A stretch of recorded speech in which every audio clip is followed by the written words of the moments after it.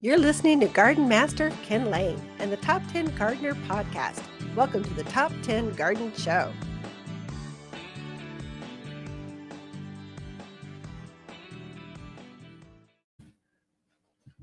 And we are back with Lisa Waters-Lane in the studio. She comes each week with your garden question. Just what are people talking about? And there are lots of questions coming in this peak of the season, peak of spring, people flying in, people coming in with baggies of bugs, leaves, frost damage, thrip damage, all kinds of stuff happening. What's this plant? Phone. How many phones do you think you look at per day? I don't even want to think about it. I really don't. It's a lot. So we probably we spend more time waiting for people to find stuff on their phone than we do actually answering garden questions sometimes. I get not it. always. I get it sometimes. But if you know you're coming in and you have a picture, maybe bookmark it or something. Yeah.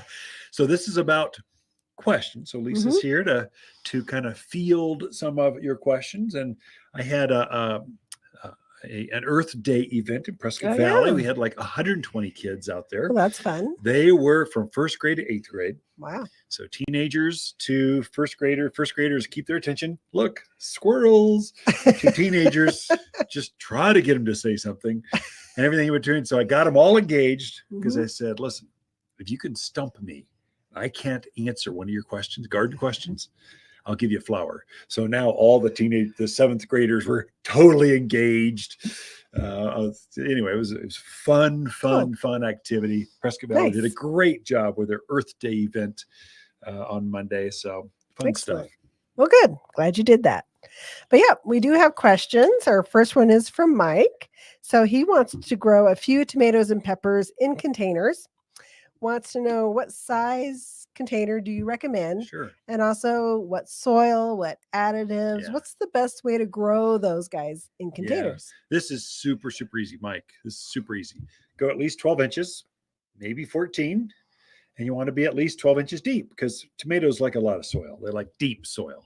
And so not a huge pot. I mean, if you had a whiskey barrel or something, you could probably grow 2 tomatoes, so one on each side. Put some radishes on the outskirts, so you have fun with it. Now, the soil is the tricky part. So soil is everything. So if you can match the exact soil those plants are grown in and add more soil into a container and just plant that plant into more of what it knows, guaranteed success every time. Robust harvest. I mean, we're talking tomatoes. You better be ready because they're going to be growing like mad. So now what is that? And so for us, we call it Waters potting soil because that's our growers mix. We developed that 2 decades ago. So we tweak it every once in a while. It's a recipe that you tweak like a cookie recipe. We're tweaking that and we're trying to figure out, okay, is there anything that grows better? And we'll put it side by side and test different kinds of soils. We'll put marigolds or tomatoes in the same different kinds of soils and see which one grows best. Nothing grows better than Waters potting soil, especially edible things. Not edible. You can't say edible anymore, can you? What would you say? Well, actually, you could grow edible stuff. You can grow pot in Waters potting soil. It'd be great. So it's a 5-5-5 organic fertilizer, lots of peat moss and perlite, and there's a recipe to it. And so just fill your pot up with that and plant your plant. That's it. Now, if you've got old soil left over, you want some freshness. So plants use up the soil. It loses its vitality just because it looks like it's rich there. It's actually sucked all the good stuff out of the soil. So you want to introduce new potting soil in containers every year. So if it's a really big container, I'll try to dig out that old root from last year, try to get a big ball and just get some extra soil out of there so I can introduce some fresh potting soil. I may not replace all of it every year, but I'll replace a good chunk of it so I can introduce new potting soil every year. That's why one year you go, wow, it did so great. And this next year it didn't do so good. What did I do wrong? It's the soil. The soil is everything.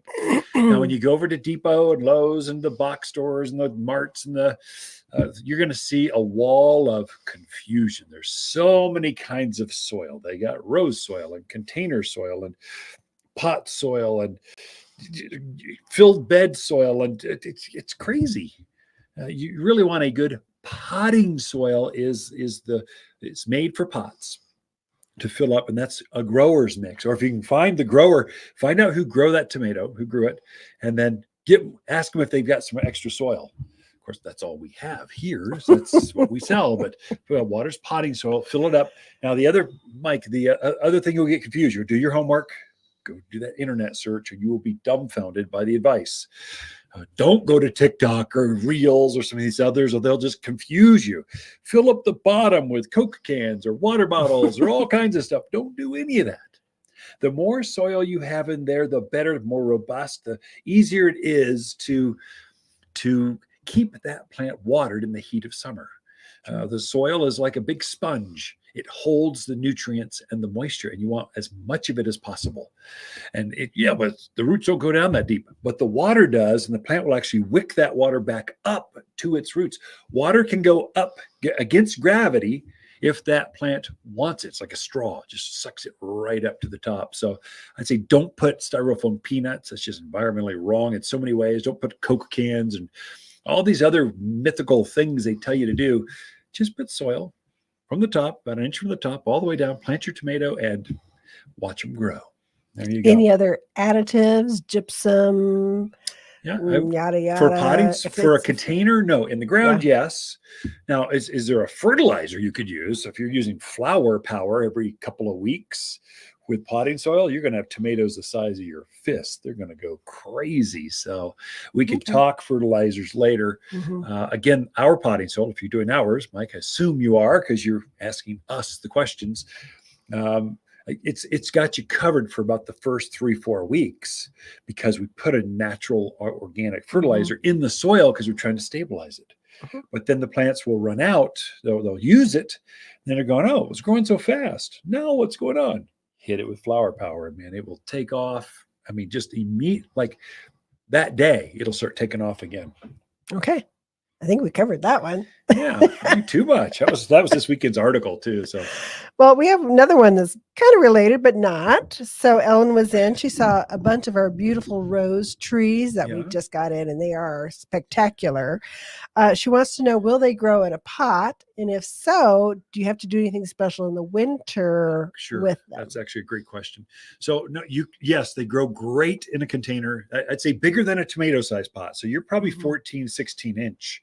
So you're bigger round because rose bushes are big. They just get large, especially a tree. So I would say at least 14 to 16 inch. Bigger is better. And then plant your plant. That's beautiful. What you see on all the magazines, a tree rose in the middle of a pot with alyssum around the outer edges, underplanting of flowers overflowing that container is spectacular. You can do that. Now, how do you water it? Well, when it's June and it's 95, probably every day or every other day, you're going to water that thing. In the winter, specifically, she asked, what do I do in the winter? Keep it watered.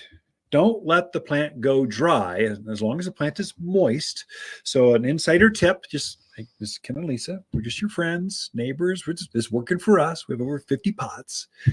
And so if we hear a real cold snap's coming, oh my gosh, it's going to be brutal. Everyone runs to the grocery store. They empty the shelves because we might be stuck inside for 36 hours. So just a day and a half. Water those plants before that cold event comes because a hydrated plants have antifreeze in the structure of them naturally. And if you keep those moist, they'll just naturally take care of themselves. There's not a lot to it. And so it's that easy, really. It's actually easier to grow in a container than it is in the ground. Yeah, sometimes you don't have to dig a hole. The soil is perfect. It drains perfectly.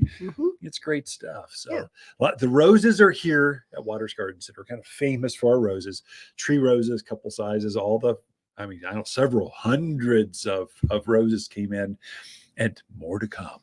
So Ken and Lisa Lain, the Mountain Gardeners, we're out of time, but we'll be right back after this. Growing up in Prescott, we knew spring was here when my grandmother's lilacs bloomed. I'm Lisa Waters Lane, and my grandmother would be thrilled with the new Bloomerang Purple Lilacs at Waters Garden Center. They don't just bloom once in spring, they bloom again in summer.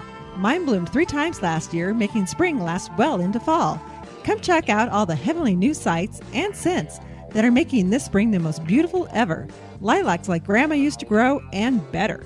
Waters Garden Center in Prescott.